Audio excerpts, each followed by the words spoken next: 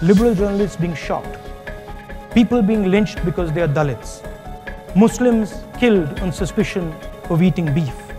This is new in India and damages India very badly. Decisions like demonetization, which removed 86% of cash from circulation overnight and was carried out unilaterally without asking the chief economic advisor, the cabinet, or even parliament, imposes a devastating cost on India.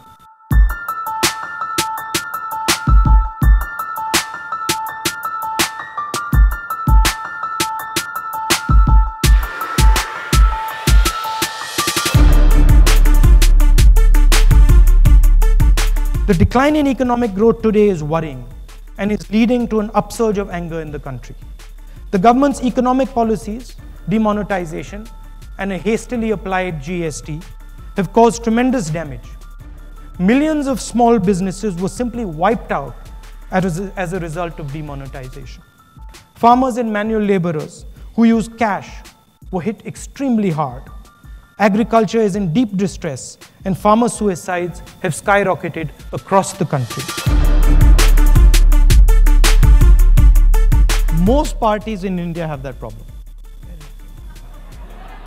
So don't give us stick because Mr. Akhilesh Yadav is a dynast, Mr. Stalin is a dynast, Mr. Dhummal's son is a dynast. So, you know, even Abhishek Bachchan is a dynast. I mean, that's how India runs. I mean, don't get after me because that's how the entire country is running. By the way, last I recall, Mr. Ambani's kids were running their business. And that was also going on in Infosys, right? So that's what happens in India. But saying that, I do try to sort of change it in the Congress party. One of the things that we did was the right to information. And what the right to information did was massively increase transparency. So a lot of the problem that we faced was actually because of a massive increase in transparency that we created, which, by the way, Mr. Modi has shut down. So Mr. Modi has basically clamped down on the RTI, on the right to information. So the amount of information that was flying around in our time is simply not flying around.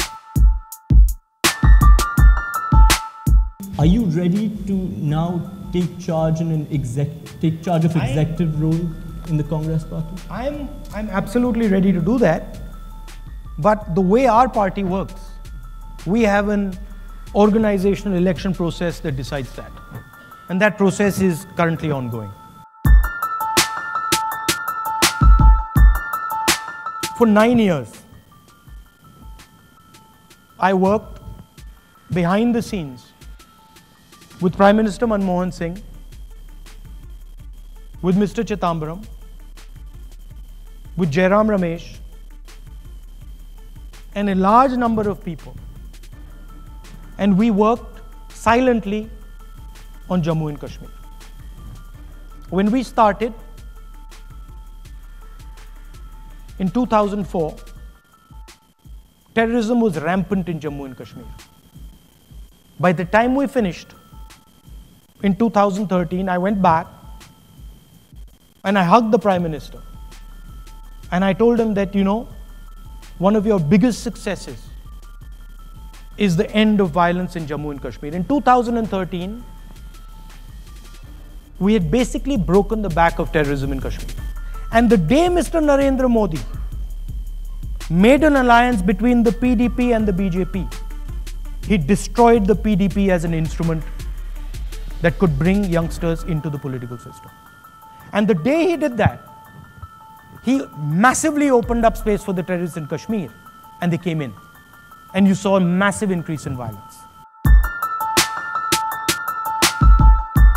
Mr. Modi has certain skills. He's a very good communicator, probably much better than me. He understands how to give a message to 3 or 4 different groups in a crowd. So his messaging ability is very subtle and very effective. What I sense is that he doesn't converse with the people he works with. I mean, even members of parliament of the BJP come to me and tell me that.